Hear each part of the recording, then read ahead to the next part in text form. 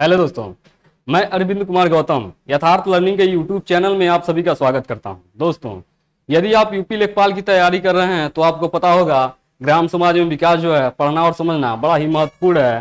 तो इसी चीज को ध्यान में रखते हुए मैं आपके लिए ग्राम समाज में विकास के जितने भी महत्वपूर्ण तथ्य हैं उन सभी को पढ़ाना और समझाना शुरू किया हूँ। और उसके लिए यह हमारा 6वां भाग है। इसके पहले ग्राम समाज में विकास के लिए मैं कुल 5 भाग को बेहतर तरीके से डिस्कस कर चुका हूं और उसका लिंक जो है इस वीडियो के डिस्क्रिप्शन में आपको मिल जाएगा। इस वीडियो के डिस्क्रिप्शन में आप जाइएगा, वहां पर आपको ग्राम समाज में विकास का एक प्लेलिस्ट मिलेगा। उस प्लेलिस्ट के जरिए आप ग्राम समाज में विकास के जितने भी महत्वपूर्ण वीडियो अब तक बने हैं उन सभी वीडियो को आप एक एक करके देख लीजिएगा और बढ़िया से समझ लीजिएगा। फिर उसके बाद यह ग्राम समाज में विकास का 6वां भाग है, इसको देखिएगा और समझिएगा। तो चलिए आज हम ग्राम समाज में विकास के 6वें भाग को देखेंगे और समझेंगे। और यह हमारा शुरू होता है उत्तर प्रदेश के शहरों के उपनाम से। अर्थात अब हम उत्तर प्रदेश के जीके के बारे में पढ़ रहे हैं, क्योंकि ग्राम समाज में विकास में 11 से 12 प्रश्न जो है वह आपके उत्तर प्रदेश के जीके से आएगा। इसीलिए अब हम उत्तर प्रदेश के जीके के बारे में पढ़ रहे हैं। तो चलिए शुरू करते हैं। दोस्तों, उत्तर प्रदेश के शहरों के उपनाम से अब तक परीक्षा में कई दफा प्रश्न पूछा जा चुका है।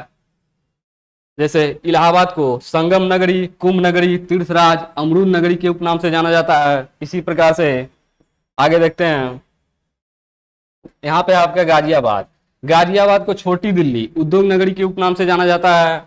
नोएडा को उत्तर प्रदेश का 100 विंडो भी कहा जाता है। और कानपुर को चर्मनगर, उद्योग नगर, पूर्वोत्तर भारत का मैनचेस्टर कहा जाता है। गोरखपुर को गोरखधाम, नाथनगर, गीता प्रेस के उपनाम से जाना जाता है। और मलिहाबाद को आमों का नगर के उपनाम से जाना जाता है। और प्रतापगढ़ जो है इसे आंवला नगरी के उपनाम से जाना जाता है। और अयोध्या को राम जन्मभूमि स्थल, रामनगर के उपनाम से जाना जाता है। दोस्तों, आप कमेंट करके मुझे बताइएगा यह अयोध्या जो है इसे प्राचीन समय में किस नाम से जाना जाता था, कमेंट करके जरूर बताइएगा। आगे देखते हैं। शुक्रताल, इसे भागवत कथा नगर के उपनाम से जाना जाता है। और नैमिषारण्य जो है इसे 30,000 तीर्थों का स्थान, 88,000 ऋषियों की तपोभूमि के उपनाम से जाना जाता है। दोस्तों, यह परीक्षा में कई दफा पूछा हुआ प्रश्न है और आगे भी पूछने की संभावना है, इसीलिए आप इन सब को बेहतर तरीके से देखिएगा, समझिएगा। मेरठ को क्रांति नगर, कैंची नगर के उपनाम से जाना जाता है। और कन्नौज को इत्र नगरी, खुशबुओं का शहर के उपनाम से जाना जाता है। दोस्तों, यह परीक्षा में सबसे अधिक बार पूछा गया प्रश्न है कि खुशबुओं के शहर के उपनाम से किसे जाना जाता है, तो वह है आपका कन्नौज। दोस्तों, उत्तर प्रदेश के जितने भी शहर हैं या जिले हैं और उनका जो भी उपनाम है जिनसे परीक्षा में अब तक लगातार प्रश्न पूछता जा रहा है और आगे भी पूछने की संभावना है, उन सभी को मैं इस टेबल के जरिए पूरे विस्तार से आपको बता रहा हूं, समझा रहा हूं, इसीलिए ध्यान से वीडियो को देखिएगा। गाजीपुर को काशी की बहन के उपनाम से जाना जाता है। और आगरा को ताज नगरी, पेठा नगरी के उपनाम से जाना जाता है। अब संडीला हरदोई जो है इसे लड्डू नगरी भी कहा जाता है। और फिरोजाबाद को चूड़ी नगरी, सुहाग नगरी के उपनाम से जाना जाता है। रामपुर को चाकुओं का शहर के नाम से जाना जाता है।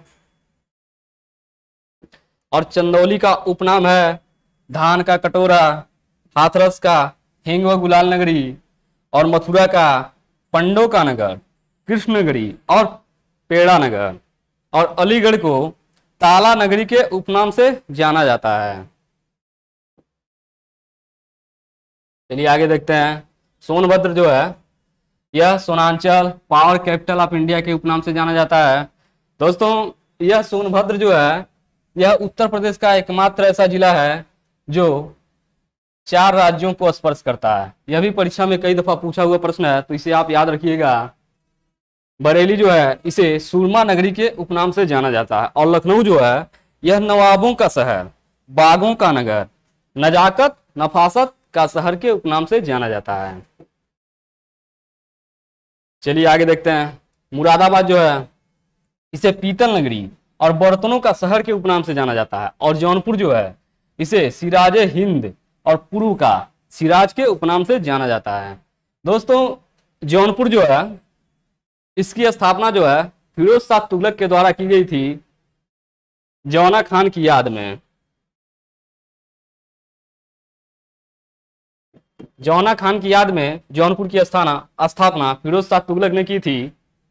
चलिए आगे देखते हैं। वाराणसी जो है इसे शिवनगरी, घाटों का नगर, मुक्ति क्षेत्र और विश्वनाथ नगरी के उपनाम से जाना जाता है।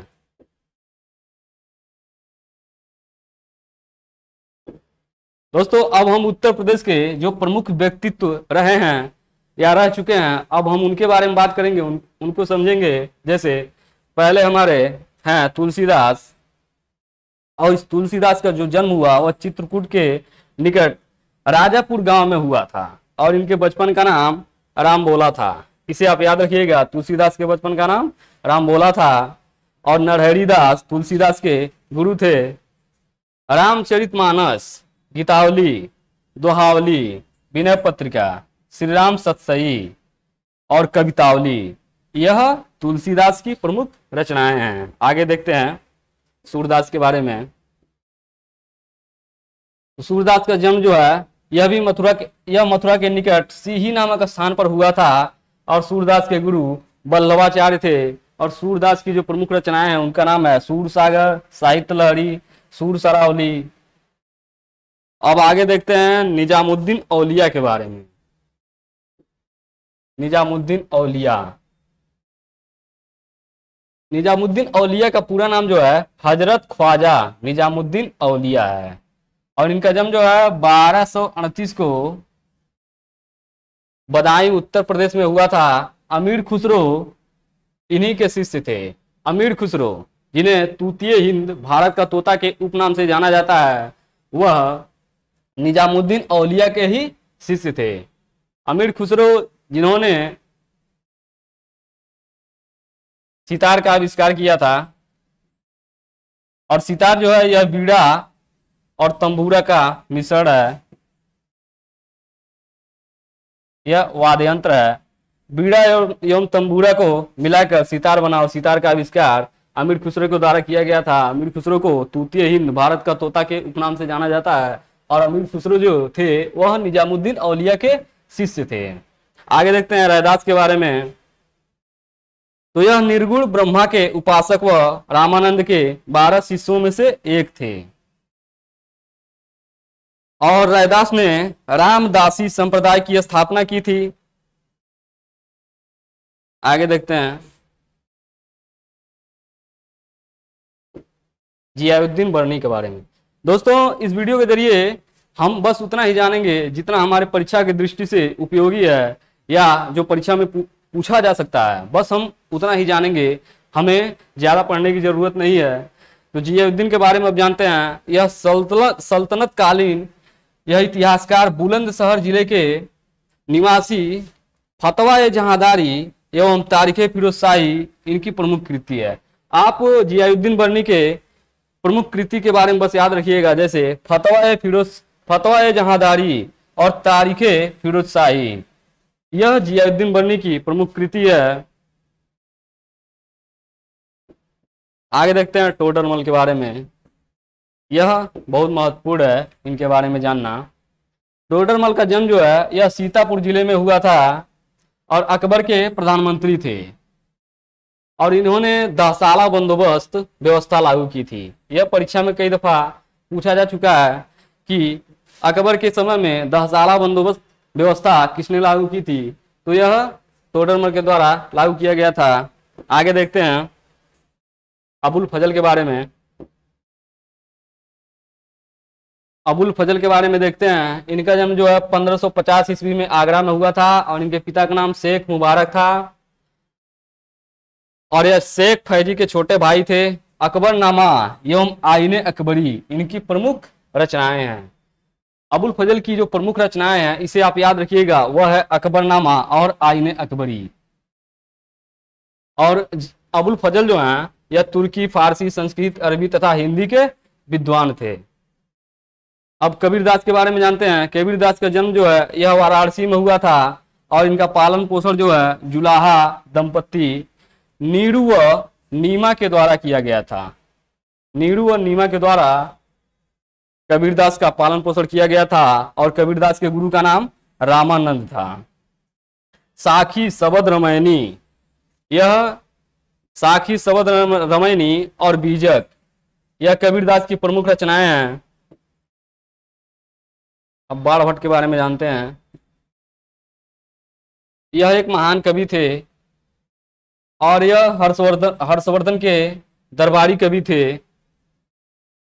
हर्षचरित एवं कादंबरी, परीक्षा में अक्सर प्रश्न पूछा जाता है कि हर्षचरित या कादंबरी इनके लेखक कौन है।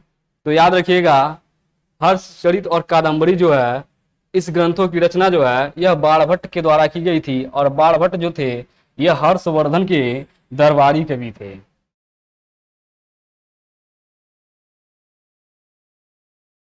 अब हम देखते हैं उस्ताद बिस्मिल्लाह खान के बारे में। उस्ताद बिस्मिल्लाह खान, इनका संबंध जो है शहनाई से है। यह शहनाई वादक थे। इनका जन्म जो है 21 मार्च 1916 को बिहार के भोजपुर जिले के डुमरांव नामक गांव में हुआ था। लेकिन इनका बचपन जो है वाराणसी में बीता और साथ ही साथ इनकी शिक्षा दीक्षा जो है और इनका कार्यक्षेत्र भी वाराणसी ही था। 1947 में स्वतंत्रता दिवस के अवसर पर दिल्ली के लाल किले पर प्रदर्शन करने का गौरव प्राप्त हुआ है उस्ताद बिस्मिल्लाह खान को। वर्ष 2001 में भारत रत्न से उस्ताद बिस्मिल्लाह खान को सम्मानित किया गया था। अब अमीर खुसरो के बारे में जानते हैं। अमीर खुसरो, इनका जन्म जो है यह 1235 ईस्वी में एटा जिले के पटियाली गांव में हुआ था। दोस्तों, उत्तर प्रदेश के जितने भी प्रमुख व्यक्तित्व हैं उन सब का जन्म कहाँ पे हुआ, उनका पालन पोषण कहाँ पे हुआ और साथ ही साथ उनके गुरु का नाम क्या था और साथ ही साथ उनकी जो प्रमुख रचनाएं हैं वे कौन कौन सी थी, इसे आप जरूर याद रखिएगा क्योंकि परीक्षा में प्रश्न इन्हीं के जरिए पूछा जाएगा। तो अमीर खुसरो जो है यह निजामुद्दीन औलिया के शिष्य थे, पहले ही हम डिस्कस कर चुके हैं, और फारसी भाषा के सर्वश्रेष्ठ कवि थे। अमीर खुसरो प्रथम ऐसे भारतीय लेखक थे जिन्होंने हिंदी छंदों तथा मुहावरों का प्रयोग किया। अमीर खुसरो पहले ऐसे भारतीय लेखक थे जिन्होंने हिंदी छंदों तथा मुहावरों का प्रयोग किया और इन्होंने सितार एवं तबले का आविष्कार किया और ख्याल गायकी का जन्मदाता भी माना जाता है अमीर खुसरो को। अमीर खुसरो सबसे महत्वपूर्ण तथ्य जो है आप यह याद रखिएगा कि इन्होंने सितार एवं तबले का आविष्कार किया था और इनके गुरु का नाम निजामुद्दीन औलिया था और साथ ही साथ अमीर खुसरो को भारत का तोता अर्थात तूतीय हिंद के उपनाम से जाना जाता है। अब पंडित मदन मोहन मालवीय के बारे में जानते हैं। इनके बारे में सबसे महत्वपूर्ण तथ्य यह है कि इन्होंने 1916 में बनारस हिंदू विश्वविद्यालय की स्थापना की थी और पंडित मदन मोहन मालवीय जो हैं इनका जन्म 27 दिसंबर 1861 ईस्वी को इलाहाबाद में हुआ था और सन 1902 में ये संयुक्त प्रांत की विधान परिषद के लिए निर्वाचित किए गए। संयुक्त प्रांत जिसे अब उत्तर प्रदेश के नाम से जाना जाता है, और संयुक्त प्रांत को उत्तर प्रदेश के नाम से कब से जाना लगा यह कमेंट करके आप जरूर बताइएगा। इसको मैं पहले डिस्कस कर चुका हूं। पंडित मदन मोहन मालवीय जो हैं इनके बारे में सबसे महत्वपूर्ण तथ्य है कि इन्होंने 1916 में बनारस हिंदू विश्वविद्यालय की स्थापना की थी। यह आपको जरूर याद रहना चाहिए। आगे देखते हैं पंडित रविशंकर के बारे में। यह मशहूर सितार वादक थे। दोस्तों, जो प्रमुख व्यक्तित्व हैं उत्तर प्रदेश के उनसे अधिकतर यही प्रश्न पूछा जाता है कि जो फला व्यक्तित्व हैं उनका संबंध जो है किस खेल से, किस घराने से, किस वादक यंत्र से, ऐसे ही प्रश्न पूछता है। तो इसे आप जरूर याद रखिएगा कि उन जो व्यक्तित्व है उनका कार्य क्षेत्र क्या है, किस कार्य में वे निपुण थे। तो पंडित रविशंकर जो है यह सितार वादक थे। पंडित रविशंकर का जन्म जो है 7 अप्रैल।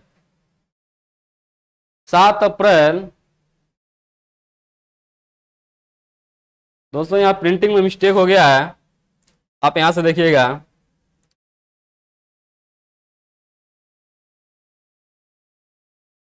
प्रिंटिंग में मिस्टेक हो गया, इसको आप करेक्ट कर लीजिएगा। मैं करेक्ट करके अगले वीडियो में इसके बारे में बता दूंगा। आगे देखते हैं इनके बारे में जो महत्वपूर्ण तथ्य है।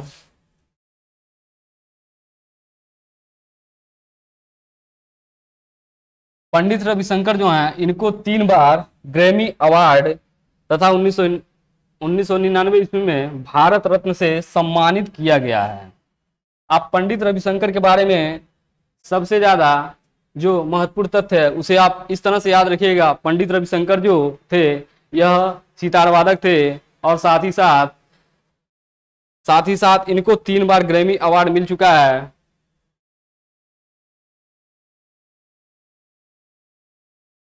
और 1999 में भारत रत्न से भी सम्मानित किया गया है।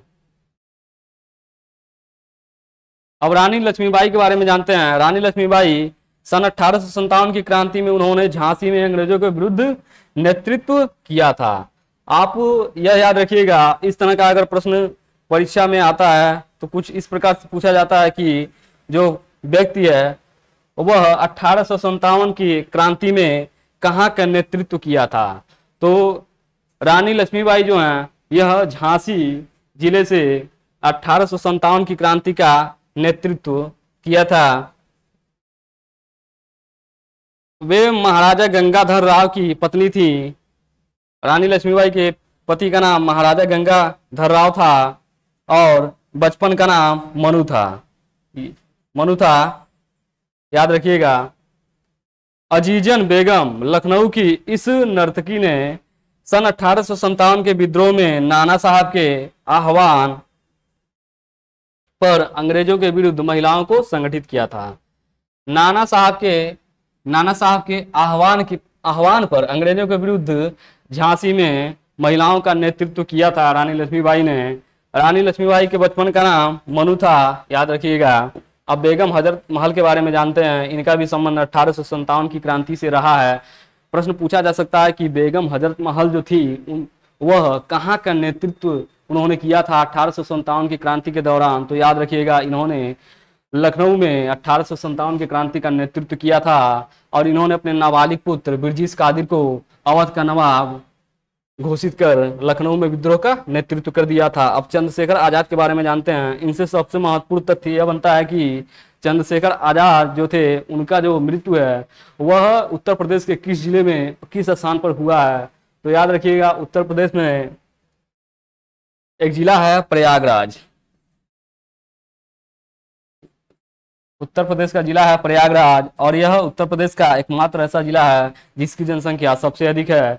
और इसी प्रयागराज में एक अल्फ्रेड पार्क है और इसी अल्फ्रेड पार्क में अंग्रेजों से मुठभेड़ के दौरान चंद्रशेखर आजाद ने खुद को गोली मार ली थी।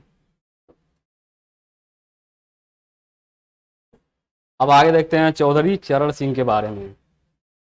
चौधरी चरण सिंह का जन्म जो है वह 23 दिसंबर 1902 को पश्चिम उत्तर प्रदेश के गांव नूरपुर हापुड़ दोस्तों हापुड़ ही उत्तर प्रदेश का एकमात्र ऐसा जिला है जिसका क्षेत्रफल जो है सबसे कम है। और यह भी परीक्षा में कई दफा पूछा जा चुका है, इसे भी याद रखिएगा। सबसे कम क्षेत्रफल वाला जिला हापुड़ है।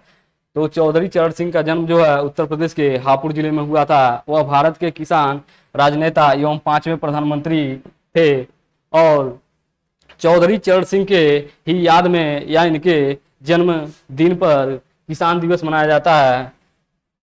याद रखिएगा, किसान दिवस चौधरी चरण सिंह के स्मृति में मनाया जाता है। और यह कब मनाया जाता है? 23 दिसंबर को। 23 दिसंबर को किसान दिवस मनाया जाता है चौधरी चरण सिंह के स्मृति में। आगे देखते हैं। अब उत्तर प्रदेश के जितने भी महत्वपूर्ण वन्य जीव विहार हैं उनके बारे में जानेंगे क्योंकि इनसे भी प्रश्न पूछा जाता है। तो दोस्तों देखिए, पहला है चंद्रप्रभा वन्य जीव विहार। चंद्रप्रभा वन्य जीव विहार जो है यह उत्तर प्रदेश के चंदौली जिले में है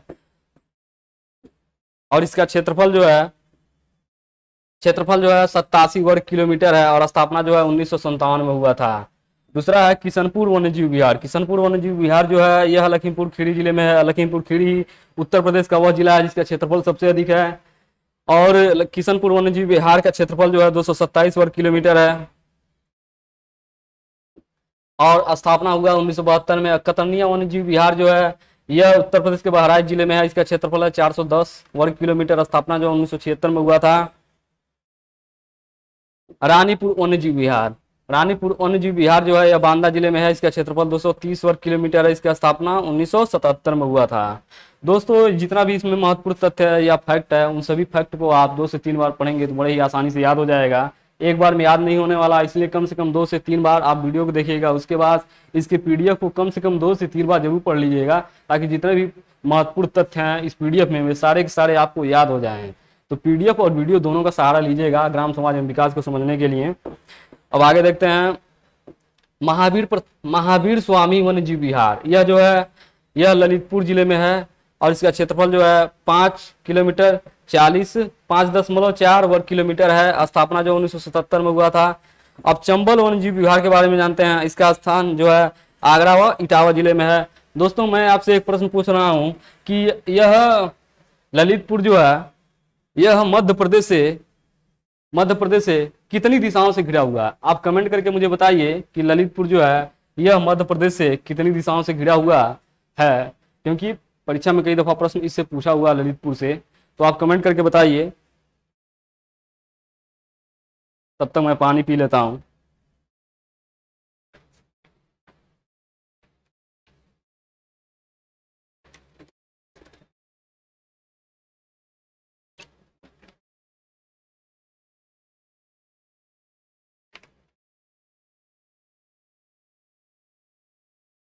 हाँ तो दोस्तों चंबल वन्यजीव विहार इसके बारे में हम जानेंगे। यह जो है आगरा और इटावा जिले में है। इसका क्षेत्रफल है 635 वर्ग किलोमीटर और स्थापना जो है 1979 में हुआ था। तो यह पूरा आपको भले न याद हो लेकिन इतना आपको जरूर याद होना चाहिए कि वन्यजीव विहार जो है वह कहाँ पर है, ठीक, और उसकी स्थापना कब हुई थी, इतना आप जरूर याद रखिएगा। आगे देखते हैं कैमूर वन्यजीव विहार। कैमूर वन्यजीव विहार जो है यह मिर्जापुर एवं सोनभद्र जिले में है और इसका क्षेत्रफल जो है 510 वर्ग किलोमीटर है। स्थापना जो है 1982 में हुआ था। तो इन सभी तथ्यों को समझने के लिए आप वीडियो को 2 से 3 बार जरूर देखिएगा। आगे देखते हैं हस्तिनापुर वन्यजीव विहार। हस्तिनापुर वन्यजीव विहार जो है यह मेरठ, मुरादाबाद, मुजफ्फरनगर जिले में फैला हुआ है। इसका क्षेत्रफल है 2073 वर्ग किलोमीटर। स्थापना 1986 में हुआ था। आगे देखते हैं सोहगी वर्मा वन्यजीव विहार। सोहगी वर्मा वन्यजीव विहार यह महाराजगंज जिले में। इसका क्षेत्रफल है 428 वर्ग किलोमीटर। स्थापना 1987 में हुआ था। दोस्तों यह सोहगी वर्मा वन्यजीव विहार जो है यह महाराजगंज जिले में है और इससे मैं भली भांति परिचित हूँ क्योंकि मैं यहाँ पर कई दफा जा चुका हूँ। यह मेरे बहुत ही नजदीक पड़ता है, इसलिए मैं कई दफा भ्रमण कर चुका हूँ इस वन्यजीव विहार में। आगे देखते हैं सोहेलवा वन्यजीव विहार। सोहेलवा वन्यजीव विहार जो है यह बहराइच एवं गोंडा जिले में है। इसका क्षेत्रफल है 452 वर्ग किलोमीटर। स्थापना 1987 में हुआ था। अब आगे देखते हैं कछवा वन्यजीव विहार। कछवा वन्यजीव विहार जो है यह वाराणसी जिले में है। इसका क्षेत्रफल है 7 वर्ग किलोमीटर। स्थापना है 1979 में हुआ था। पीलीभीत टाइगर रिजर्व यह पीलीभीत में है। इसका क्षेत्रफल है 1079 वर्ग किलोमीटर। स्थापना 2008 में हुआ था। अब उत्तर प्रदेश के जितने भी पक्षी विहार हैं उसको हम एक एक करके जानेंगे। दोस्तों उत्तर प्रदेश के जितने भी प्रमुख पक्षी विहार हैं उन सभी को हम एक एक करके जानेंगे और समझेंगे ताकि इनसे अगर प्रश्न परीक्षा में पूछा जाए तो उसे हम आसानी से हल कर सकें। तो चलिए देखते हैं। पहला हमारा नवाबगंज पक्षी विहार। नवाबगंज पक्षी विहार। दोस्तों नवाबगंज पक्षी विहार जो है यह उत्तर प्रदेश के उन्नाव जिले में है और इसका स्थापना जो है वह 1984 में हुआ था और यह 2.25 वर्ग किलोमीटर में फैला हुआ है। अगला है समसपुर पक्षी विहार। समसपुर पक्षी विहार जो है यह रायबरेली जिले में है। इसका स्थापना 1987 में हुआ था और यह 8 वर्ग किलोमीटर में फैला हुआ है। उसके बाद है लाख बहोसी पक्षी विहार, यह कन्नौज जिले में है और इसका स्थापना 1988 में हुआ था। इसका क्षेत्रफल जो है वह 80.23 वर्ग किलोमीटर है। पटना पक्षी विहार, यह एटा जिले में है। दोस्तों यह भी परीक्षा में कई बार पूछा हुआ प्रश्न है कि पटना पक्षी विहार जो है वह कहाँ पर स्थित है, तो इसे आप याद रखिएगा। पटना पक्षी विहार जो है यह एटा जिले में है और इसका स्थापना 1990 में हुआ था। इसका क्षेत्रफल 1.11 वर्ग किलोमीटर है। आगे देखते हैं विजय सागर पक्षी विहार। विजय सागर पक्षी विहार जो है महोबा जिले में है, स्थापना 1990 में हुआ था। इसका क्षेत्रफल है 2.6 वर्ग किलोमीटर। आगे देखते हैं पार्वती अरंग पक्षी विहार, यह गोंडा जनपद में है। इसका स्थापना 1990 में हुआ था और यह 10.85 वर्ग किलोमीटर में फैला हुआ है। अब आता है समान पक्षी विहार। समान पक्षी विहार जो है यह मैनपुरी जिले में है। इसका स्थापना 1990 में हुआ था और यह 5.2 वर्ग किलोमीटर में फैला हुआ है। ओखला पक्षी विहार, यह गौतम बुद्ध नगर जिले में है। इसका स्थापना जो है 1990 में हुआ था। यह 4 वर्ग किलोमीटर में फैला हुआ है। उसके बाद बखिरा पक्षी विहार, यह संत कबीर नगर जिले में है। इसका स्थापना 1990 में हुआ था और यह 29 वर्ग किलोमीटर क्षेत्रफल में फैला हुआ है। उसके बाद है सांडी पक्षी विहार, यह भी परीक्षा में पूछा हुआ प्रश्न है। ये सांडी पक्षी विहार जो है यह हरदोई जिले में है। इसका स्थापना 1990 में हुआ था और यह 3 वर्ग किलोमीटर में फैला हुआ है। उसके बाद है सुर सरोवर पक्षी विहार, यह आगरा जिले में है। इसका स्थापना 1991 में हुआ था। यह 4.1 वर्ग किलोमीटर क्षेत्रफल में फैला हुआ है। उसके बाद सुरहा ताल पक्षी विहार, सुरहा ताल पक्षी विहार जो है बलिया जिले में है। इसका स्थापना 1991 में हुआ था और यह जो है यह 34.13 वर्ग किलोमीटर में फैला हुआ है। उसके बाद है डॉक्टर भीमराव अंबेडकर पक्षी विहार, यह प्रतापगढ़ जिले में है और इसकी स्थापना 2003 में हुआ था और इसका क्षेत्रफल जो है 4.2 वर्ग किलोमीटर है। अब आगे उत्तर प्रदेश के जितने भी प्रमुख शिक्षण संस्थान हैं उसको हम एक एक करके देखेंगे और समझेंगे।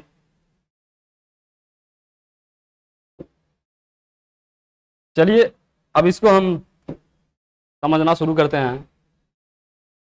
दोस्तों शिक्षा की दृष्टि में उत्तर प्रदेश का स्थान जो है यह महत्वपूर्ण है, लेकिन यहाँ की साक्षरता दर जो है वह 69.72% है, जो कि कई राज्यों से काफी कम है। और यहाँ की महिला साक्षरता दर जो है यह 59.26% है और पुरुष साक्षरता दर जो है यह 79.24% है। आपको बस इतना याद रखना है कि उत्तर प्रदेश की साक्षरता दर जो है यह 69.72% है और उसके बाद पुरुष जो है 79.24 और महिला साक्षरता दर 59.26% है। इतना याद रखिएगा। और यह जो है यह 29वें स्थान पे है, साक्षरता के मामले में 29वें स्थान पे है। दोस्तों उत्तर प्रदेश की यह जनगणना जो है, यह डेटा जो है यह 2011 में जो जनगणना हुई थी, ठीक उसके दौरान का यह डेटा है और उसके हिसाब से उस समय भारत में 29 राज्य और 7 केंद्र शासित प्रदेश थे। तो उस समय जो है यह साक्षरता के मामले में 29वें स्थान पे है। अर्थात अगर नीचे से इसका क्रम देखा जाए तो यह नीचे से पहले नंबर पे है और जनसंख्या के मामले में देखा जाए तो यह ऊपर से पहले नंबर पे है। इतना याद रखिएगा। महिला साक्षरता दर के मामले में जो है यह 31वां स्थान इसका जो था और पुरुष साक्षरता दर के मामले में 28वां स्थान था। यह 28-31 इसलिए हो रहा है क्योंकि इसमें 29 राज्य और 7 केंद्र शासित प्रदेश जब जोड़ेंगे तो 36 राज्य हो जाएंगे। तो इस प्रकार से महिला साक्षरता दर के मामले में 31वां और पुरुष साक्षरता दर के मामले में 28वां इसका स्थान रहा। अब आगे देखते हैं।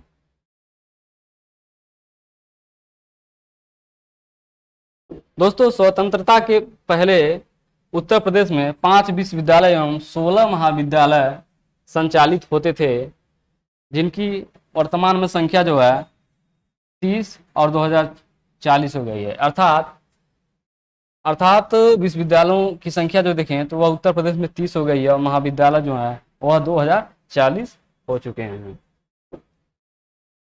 अब यहाँ से सबसे महत्वपूर्ण तथ्य यह बनता है कि उत्तर प्रदेश का जो इलाहाबाद में जो आपका विश्वविद्यालय है उसकी स्थापना कब हुई थी। तो याद रखिएगा इलाहाबाद विश्वविद्यालय जो है उसका स्थापना 1887 में हुआ था, लेकिन यह 2005 में केंद्रीय विश्वविद्यालय का दर्जा प्राप्त किया है।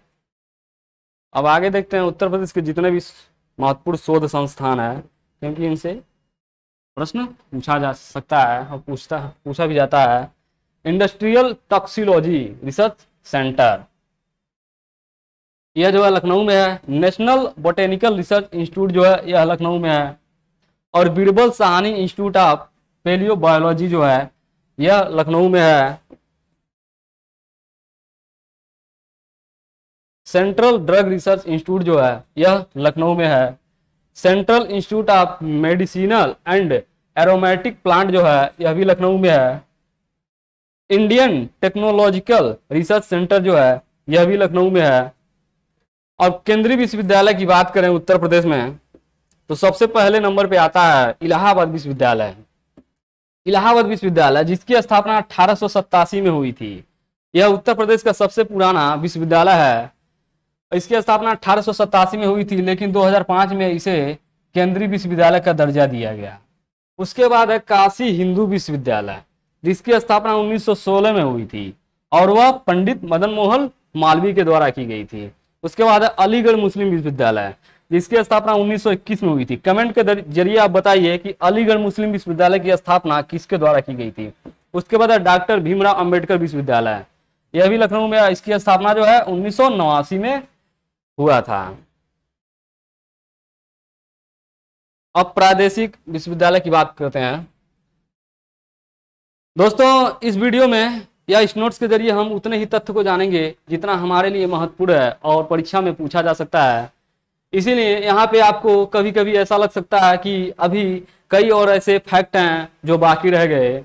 तो मैं आपको बता दूं जो फैक्ट आपके बाकी रह गए हैं उन सभी फैक्ट को मैं क्यूज के जरिए आपको पूरा करवा दूंगा। और क्यूज आप सॉल्व करने के लिए आप यथार्थ लर्निंग के टेलीग्राम चैनल को ज्वाइन कर लीजिए। वहां पर आपको बहुत ही बेहतरीन क्यूज देखने को मिलेगा जिसके जरिए आप अपने तैयारी का आकलन कर सकते हैं।